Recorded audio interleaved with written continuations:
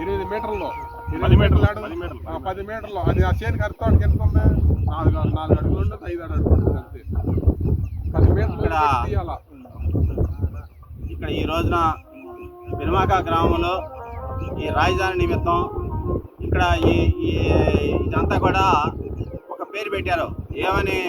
ఇది ఒక నది రిజర్వాయర్ అంటే నాగార్ సాగరో లేకపోతే శ్రీశైలం లాంటిదో లేకపోతే గోదావరి లాంటిదో అట్లాంటి రిజర్వాయర్లు అంటే అయ్యి మనకి వీళ్ళు రిజర్వాయర్ ఇదిగో ఇక్కడ పెట్టారు. ఒక 190 ఎకరాలకి ఇది మొత్తం కూడా బొబ్బరదోని కానీ లేదంటే చెరువు కింద కానీ దీన్ని ఏమంటారంటే కొండవీడి వాగు.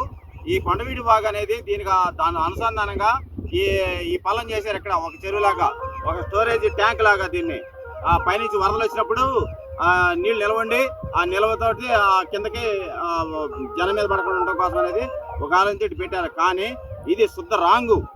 ఇంత ఎకరాలు పెట్టినప్పుడు మళ్ళీ ఉండవల్లిలో ఆల్రెడీ పంప్ స్కీమ్ ఎత్తిపోతల పథకం పెట్టారు. 246 కోట్ల రూపాయలతోటి ఆ పంప్ స్కీమ్ పెట్టారు.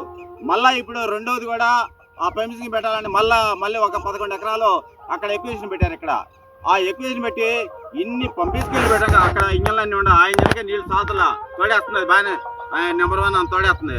మరి రిజర్వాయర్లు ఎందుకు పెట్టారో అసలు ఇవన్నీ ఎందుకు పెట్టారో ఇక్కడ ఏమన్నా ఈ రాత్రి ఏమన్నా అదిగో ఆ పొలాలు ఇవ్వాల వాళ్ళు. ఆ పొలాలు ఇవ్వకపోతే ఆ పొలాలు వెళ్ళడానికి దారేది వాళ్ళకి అంటే నిర్బంధం చేసి రైతాంగాన్ని ఎంత ఇబ్బందులు పాలు చేస్తే అంత చేయడానికి ఈ నీళ్ళు ఎందుకు కొట్టాల్సిన పని ఏంటి అసలు? ఇదిగో ఇక్కడ గండి కొట్టింది. ఇక్కడ ఈ గండి కొట్టాల్సిన పని ఏంటి? ఇక్కడ మట్టి చేస్తున్నారు కదా, ఇక్కడ లోపల ఎంత గొయ్యి పెట్టే ఇసుక కానీ అవి కానీ ఇవి కానీ మొత్తం ఎంత తీశారు లోతుకి, ఎంత ఫ్రాడ్ జరిగింది. రైతుల భూముల నుంచి వాళ్ళు ఒక 30 గజాలు 30 సెంట్లు ఇచ్చేసి ఆ భూమిని మొత్తం తీసుకొని ఇట్లా నానా బీభాసం చేసుకొని ఇక్కడ ఏం చేస్తానో అర్థం కాదు. ఇదిగో కొండవీడి వాగు. ఇది ఈ కొండవీడి వాగు ఒక 30 మీటర్లు ఉంటుంది. ఇది ఈ 30 మీటర్ల తోడు దీంతో ఇదంతా చేసి శాఖమూరి దగ్గర ఒక రిజర్వాయర్ అంట, ఇక్కడ రిజర్వాయర్, నీరుకొండ దగ్గర ఒక రిజర్వాయర్, ఇన్ని రిజర్వాయర్లు పెట్టుకొని ఇక్కడ రైతాంగాన్ని ఎంత పొలం నాశనం చేస్తారు. ఇక్కడ ఈ పొలం అంతా కూడా ఆ పొలం నాశనం చేసినప్పుడు అక్కడ 2వ లిఫ్ట్ ఎందుకు పెట్టారు? ఇక్కడ రిజర్వాయర్లు పెట్టినప్పుడు అక్కడ 2వ లిఫ్ట్ పెట్టాల్సిన పని ఏంటి అసలు?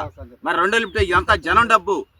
మళ్ళీ దానికి 800 కోట్ల రూపాయలు 300 కోట్ల రూపాయలు అంట. మళ్ళీ 450 కోట్ల రూపాయలు దానికి మళ్ళీ కూడా ఇదంతా జనం డబ్బు. ఈ జనం డబ్బు కూడా ఇప్పుడు మళ్ళా ఈ గండి కొట్టి రేత్రి కాడ కొండవీటి బాగులోంచి నీళ్లు వెనక రివర్స్ వచ్చేసి ఇవన్నీ నీళ్లు వచ్చేసినాయి. ఇది ఇంకా ఇప్పుడు నారాయణ గారు నిన్న మొన్న చెప్పాడు 456 కోట్ల రూపాయలు నీళ్లు ఎత్తిపోసేందుకు బిల్లు పెట్టారంట. ఎవరు సొమ్మండి ఇదంతా ఎవరిని ఎత్తనేస్తారండి ఇది? కనుక ఇదంతా రైతాంగాన్ని తీవ్ర ఇబ్బందులు పెట్టి వాళ్ళు చేసే పని అంతా ఏంటో కూడా మొత్తం మీద అంత బిజినెస్గా ఉంది.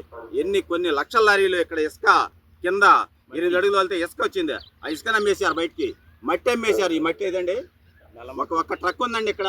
ఎక్కడైనా సరే అంతా ఆ రైతుల చేయాలి ఎరగబడిపోతున్నాయి. ఇదిగో ఈ పక్కన రైతు మరి వచ్చి గొడవ చేస్తే ఇది గుడిచారంట.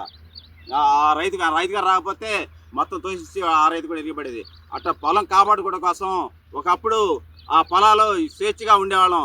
ఇక్కడ రాజధానిలో మాత్రం ఏ రైతు మాత్రం స్వేచ్ఛగా లేడు.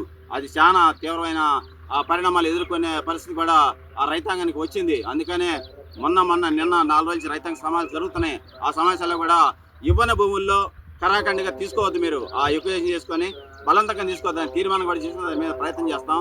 అట్లాగే అనేక రకాల రాజధానిలో కూడా అనేక రకాల ప్లాట్ వాళ్ళకి కూడా చాలా ఇబ్బందులు ఉన్నాయి.